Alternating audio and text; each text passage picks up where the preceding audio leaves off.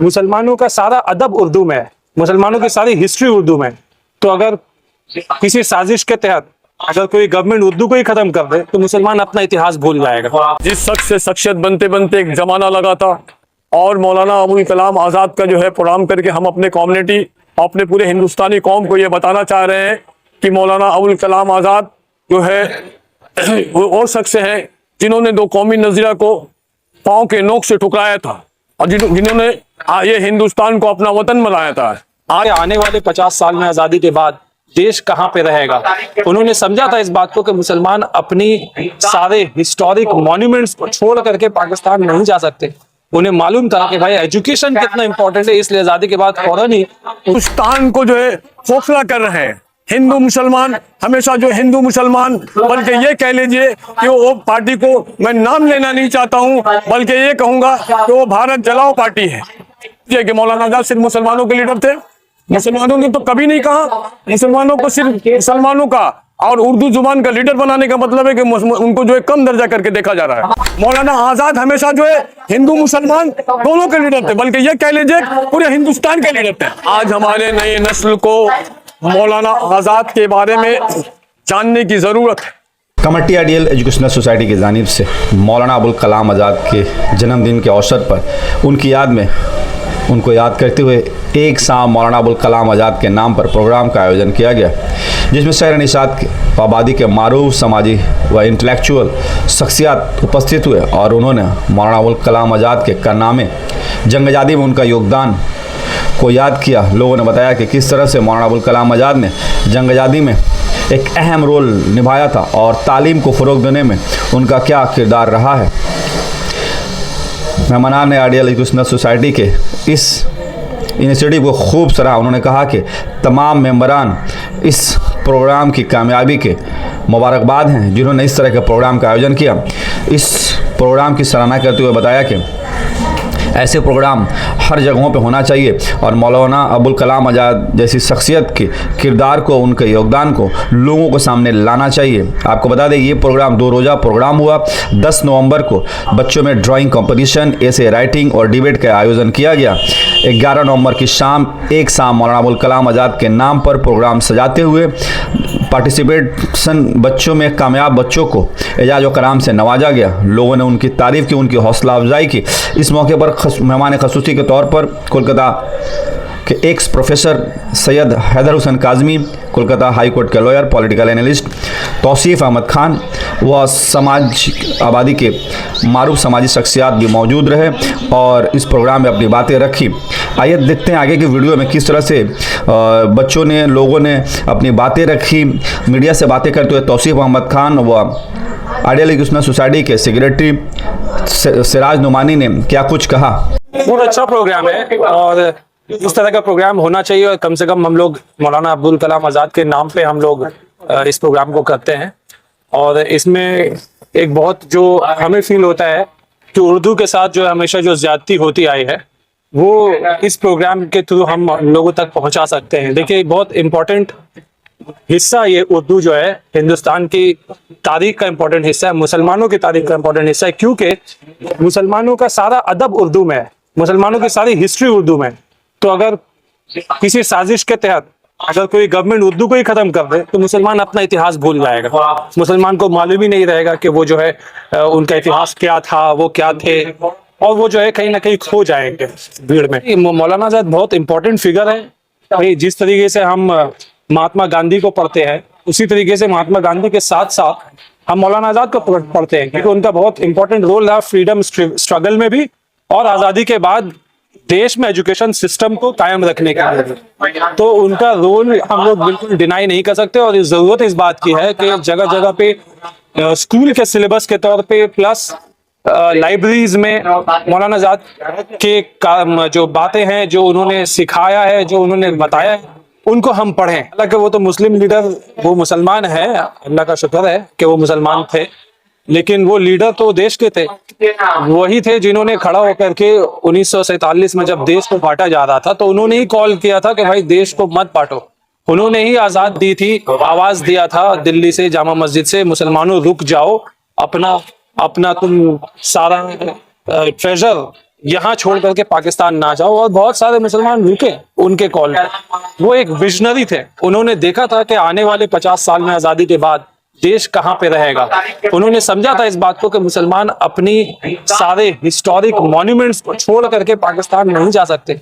उन्हें मालूम था कि भाई एजुकेशन कितना इंपॉर्टेंट है, इसलिए आजादी के बाद फौरन ही उन्होंने एजुकेशन मिनिस्ट्री को उठाया और मुसलमानों में तालीम को लेकर के काम किया। ये कोई नई बात नहीं है कि गवर्नमेंट ने हमेशा मुसलमानों के साथ में सौतेला व्यवहार किया है, और मौलाना आजाद के साथ में भी, चाहे वो कांग्रेस की सरकार हो चाहे वो बीजेपी की सरकार हो, दोनों ने ही मौलाना आजाद के साथ में सौतेला व्यवहार किया है, और जितना उन्हें रिकॉग्निशन मिलना चाहिए उतना उन्हें नहीं मिला। तो ये जिम्मेदारी हम मुसलमानों पे कि हम अपने लीडरान की जो है जय जयकार करें, अपने लीडरान के जो कंट्रीब्यूशन को हम बार बार दोहराए और पब्लिक प्लेटफॉर्म उसे कहते रहे। मुस्लिम सोसाइटी हो चाहे कोई भी देश में रहने वाला, अगर देश की उन्नति चाहते हैं तो आपको एजुकेशन में आगे होना होगा। उसी तरीके से अगर आप कम्युनिटी की उन्नति चाहते हैं, मुसलमानों को, तो आपको तालीम में आगे आना होगा। और माशाल्लाह खुदा का करम है कि हम आगे आ रहे हैं, आगे थोड़ा आए हैं और थोड़ा और आगे जाने की जरूरत है। रहनुमा सोसाइटी मिल करके बनाती है।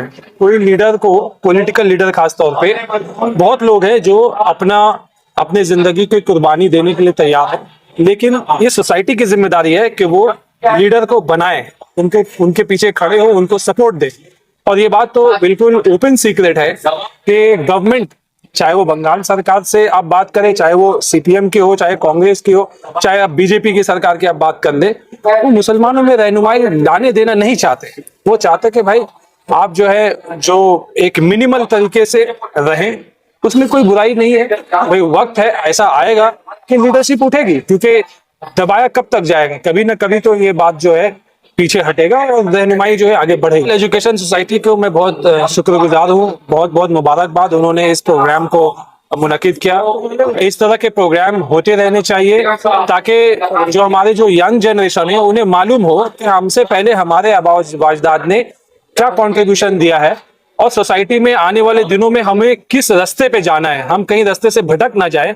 इसलिए हमें जो है इस तरह के प्रोग्राम करते रहना चाहिए। और आइडियल एजुकेशन सोसाइटी को बहुत बहुत मुबारकबाद। तो तृणमूल कांग्रेस का क्लीन स्वीप है, क्योंकि ममता बनर्जी अभी भी लोकप्रिय नेता है। भले ही आरजी कार के टाइम पे कुछ लोगों का, लेफ्ट वालों का या बीजेपी वालों का ये कहना था कि ममता बनर्जी की पॉपुलैरिटी खत्म हो गई हो, इसमें कोई सच्चाई नहीं। आज भी बंगाल के जनता के दिलों में ममता बनर्जी राज करती है।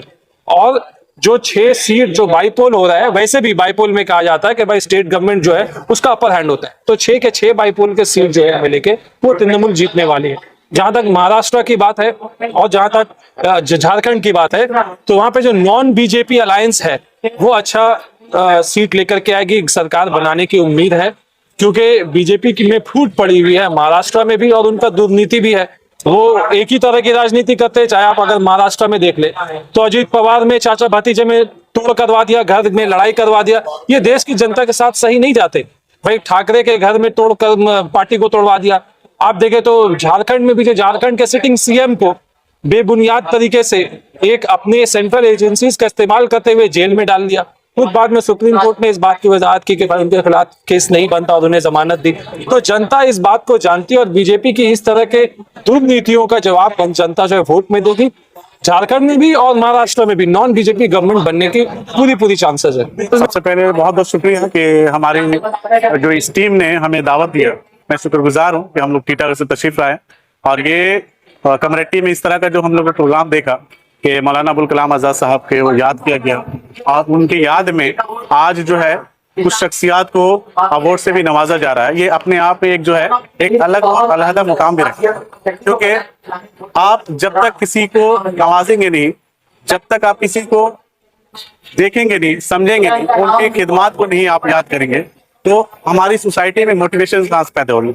अगर हम शख्सियात के बारे में नहीं जानेंगे, हमारे जो शख्सियात आए, ये जिन लोगों के यहाँ पे बैठे हुए हैं, ये अपने आप में एक अलग मुकाम रखते हैं। क्योंकि देखा जा रहा है कि हमारे एक सर हैं जो हैदर हसन गजनी साहब, जो करीबन बैंगवासी मॉर्निंग कॉलेज के साबिक प्रिंसिपल भी हैं। इनका खिदमात जो है करीबन कई सालों से चलता आ रहा है और ये कभी थकते भी नहीं, हमने देखा भी। इसके साथ हमारे पास मैंने देखा, मैं बहुत फक्र महसूस कर रहा हूँ कि उनके साथ में बैठा हमारे सिराज साहब, जिनका मैंने सुना कि करीबन 50 सालों से वो खिदमात अंजाम दे रहे हैं तालीम के मैदान में। ये कम्युनिटी वालों के लिए नहीं बल्कि हम सबके लिए एक फख्र की बात है। तो इसके साथ हम लोग देख रहे हैं कि हमारे और भी शख्सियात जो कोलकाता से भी तशरीफ लाते हैं, ये खाकसार भी आया है जिनको दावत दी गई है, और चूंकि IS फाउंडेशन हम लोग चलाते हैं उसके तहत हमें यहाँ पे इन्विटेशन दिया गया, तो ये हमारे लिए भी बहुत एक फख्र की बात है। देखिए, मेहमान तो मेहमान होते हैं, मेहमान हमारे जो है इज्जत और एहतराम के लायक है और इज्जत एहतराम हम लोगों ने किया, ठीक है। रही बात की जो है मौलाना अबुल कलाम आज़ाद जिस शख्स से शख्सियत बनते बनते एक जमाना लगा था, और मौलाना अबुल कलाम आज़ाद का जो है प्रोग्राम करके हम अपने कम्युनिटी, अपने पूरे हिंदुस्तानी कौम को ये बताना चाह रहे हैं कि मौलाना अबुल कलाम आज़ाद जो है वो शख्स हैं जिन्होंने दो कौमी नज़रिया को पाँव के नोक से ठुकराया था और जिन्होंने ये हिंदुस्तान को अपना वतन बनाया था। आज जो लोग ये कह रहे हैं मुसलमानों को कि वो आतंकवादी है, वो पाकिस्तानी है, वो कान खोल कर सुन ले कि मौलाना आज़ाद का जब तक नजरिया जिंदा रहेगा तो उनकी कभी भी नहीं चलेगी। हम लोगों में देखिए एजुकेशनल पूरा प्रोग्राम था, खासतौर से बच्चों के लिए ऐसे राइटिंग, और जो है उसके बाद जो है मौलाना आज़ाद पे जो है ये था जो स्पीच का जो कंपटीशन था, उसका उन्वान था मौलाना अबुल कलाम आज़ाद का जो है सियासी नजरिया, मौलाना अबुल कलाम आज़ाद का सियासी नजरिया और मौजूदा हिंदुस्तान से जो तफसीर से तशरीफ लाए, कलकत्ता के बहुत जगह से तशरीफ लाए, मेहदी बगान से तशरीफ लाए, बच्चे हमारे जो एलियट रोड से भी तशरीफ लाए, पूरे कलकत्ता नहीं बल्कि मुजफ्फराबाद से जो है कांकी नारा, जगतदल और जो है ये मारवाड़ी कल हाजी नगर से भी बच्चे तशरीफ ले आए हैं। इसके लिए मैं एक बात कहूंगा कि जो लोग इंडिया मीन्स फ्रीडम नहीं पढ़े एक बार पढ़ लें। देखिए, अगर अपने कौम को तालीम आगे ले जाना है तो तालीम जरूरी है। तालीम सिर्फ तालीम ही एक ही आपका जो है प्लेटफॉर्म रह गया है, तालीम। आज जो है लीडरशिप में हमें जो है इस कदर जो है दबाया गया कि आज जिन लोगों ने अंग्रेजों की मखबरी की, जिन लोगों ने 6 खत लिखा, आज वो लोग साहिब मसनद बने हुए हैं। जो लोग जो है हिंदुस्तान को जो है खोखला कर रहे हैं, हिंदू मुसलमान हमेशा जो हिंदू मुसलमान, बल्कि ये कह लीजिए कि वो पार्टी को मैं नाम लेना नहीं चाहता हूं, बल्कि ये कहूंगा कि वो भारत जलाओ पार्टी है। ये कि मौलाना आज़ाद सिर्फ मुसलमानों के लीडर थे, मुसलमानों ने तो कभी नहीं कहा मुसलमानों को सिर्फ मुसलमानों का और उर्दू जुबान का लीडर बनाने का मतलब है कि उनको जो है कम दर्जा करके देखा जा रहा है। मौलाना आज़ाद तो दो कौमी नजरिया के हकारियत के साथ ठुकराए थे।